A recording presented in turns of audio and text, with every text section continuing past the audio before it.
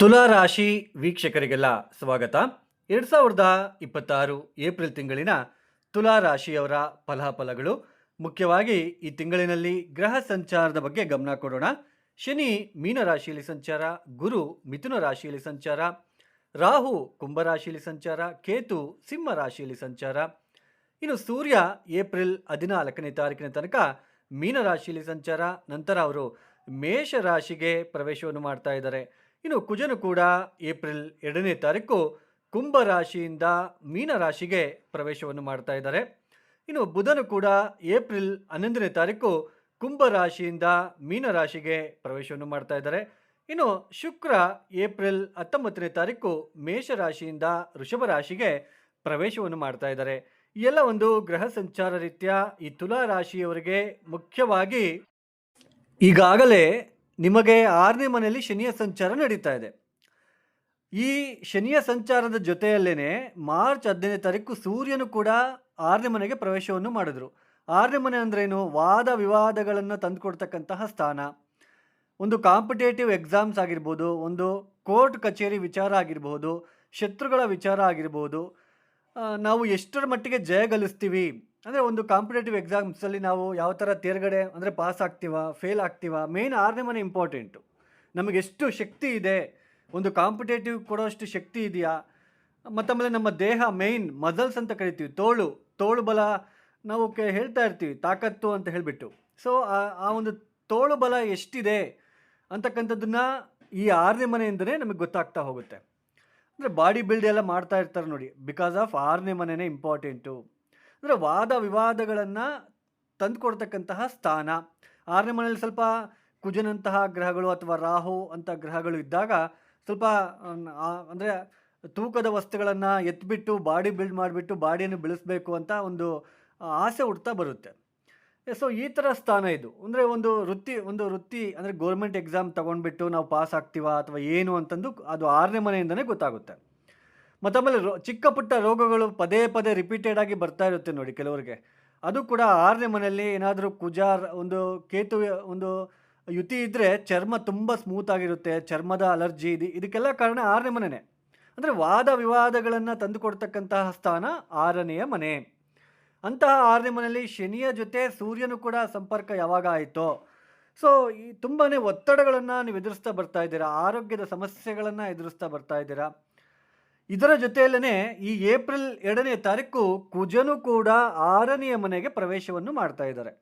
ಇದು ಮತ್ತಷ್ಟು ಒತ್ತಡಗಳನ್ನು ತಂದುಕೊಡ್ತಾ ಹೋಗುತ್ತೆ ನೋಡಿ. ಯಾರು ಕೂಡ ನನಗೆ ವಾದ ಬೇಕು, ವಿವಾದಗಳು ಬೇಕು, ಎಲ್ಲರೂ ಕೂಡ ಜಿಮ್ ಬಾಡಿ ಬಿಲ್ಡ್ ಮಾಡೋಕ್ಕಾಗಲ್ಲ. ಬಿಕಾಸ್ ಆಫ್ 6ನೇ ಮನೆ ಸ್ಟ್ರೆಂತ್ ತುಂಬ ಇಂಪಾರ್ಟೆಂಟು.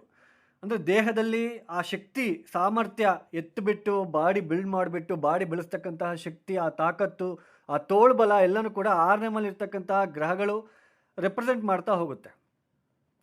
ಹಾಗೆಯೇ ಕಾಂಪಿಟೇಟಿವ್ ಎಕ್ಸಾಮ್ಸ್ ಆಗಿರ್ಬೋದು, ಇದೆಲ್ಲನೂ ಕೂಡ 6ನೇ ಮನೆಯೇ.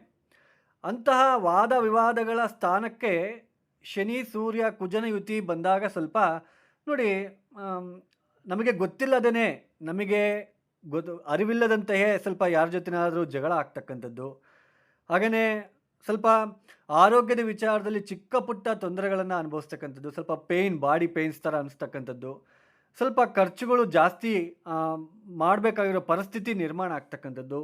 ಅಂದರೆ ದುಡ್ಡು ನಿಲ್ಲೋದಿಲ್ಲ ಈ ಸಮಯದಲ್ಲಿ, ಏನಕ್ಕಾದರೂ ಒಂದಕ್ಕೆ ಖರ್ಚು ಆಗ್ತಾನೇ ಇರುತ್ತೆ. ಈ ತರಹದ ಪರಿಸ್ಥಿತಿಗಳು ಹೆಚ್ಚಾಗಿ ಕಂಡು ಬರ್ತಾ ಇರುತ್ತೆ ಈ ತುಲಾ ರಾಶಿಯವರಿಗೆ.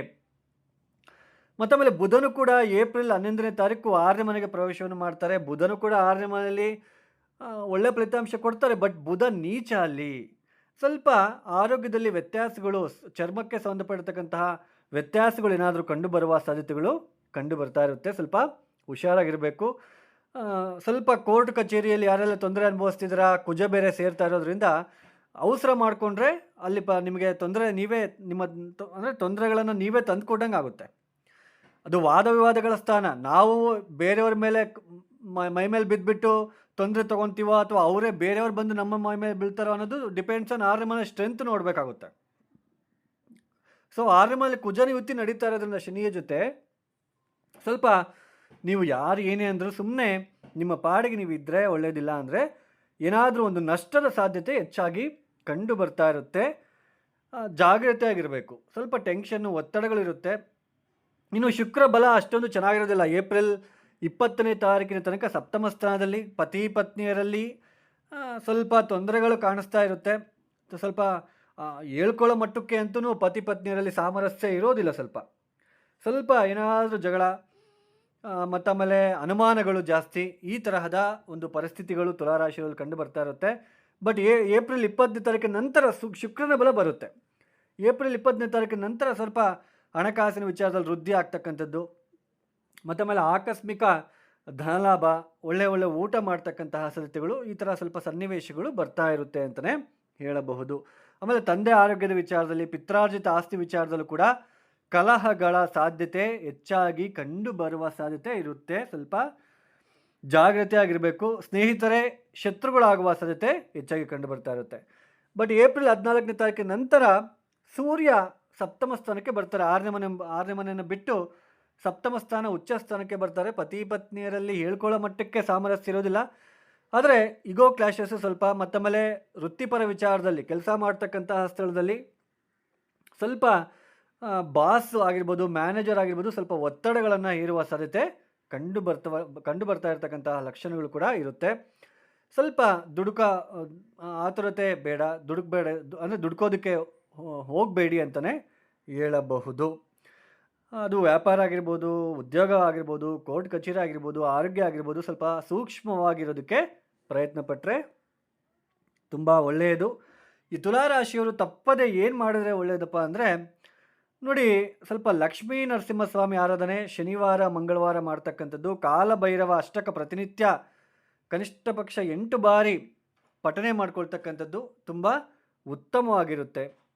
ಯಾರೆಲ್ಲ ಈ ವಿಡಿಯೋನ ನೋಡ್ತಾ ಇದ್ದೀರಾ, ಲೈಕ್ ಮಾಡಿ, ಶೇರ್ ಮಾಡಿ, ಸಬ್ಸ್ಕ್ರೈಬ್ ಮಾಡ್ಕೊಳ್ಳಿ. ಸರ್ವೇ ಜನೋ ಸುಖಿನೋ ಭವಂತು. ಧನ್ಯವಾದಗಳು. ಜೈ ಶ್ರೀರಾಮ್.